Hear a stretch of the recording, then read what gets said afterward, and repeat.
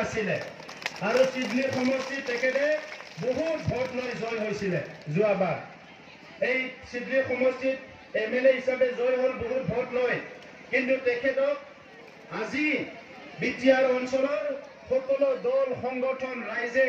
ইয়াত সাংসদ হিচাপে বিচাৰিছে যোৱাকালিলৈকে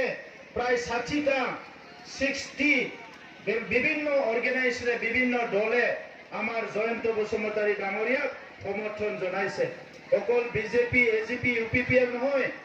আৰু 60টা সংগঠনে বিটিআৰ অঞ্চলৰ যিমান সংগঠন আছে ছাত্ৰ সংগঠন ধৰ্মীয় অনুষ্ঠান সামাজিক অনুষ্ঠান সাংস্কৃতিক অনুষ্ঠান সবে তেখেতক সমৰ্থন জনাইছে গতিকে এই নিৰ্বাচনত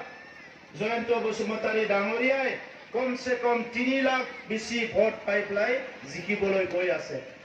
বিপিএফৰ কেণ্ডিডেটৰ নাম হ'ল খাম্পা বৰগয়াৰী আপোনালোকে নাম শুনিছে খাম্পা বৰগয়াৰী বুলি যোৱা ইলেকশ্যনত তেখেতে বিটিসি পৰিষদীয় সমষ্টিটোৱে হাৰি গিয়া তেখেতে কোনো কাৰণত জিকিব নোৱাৰে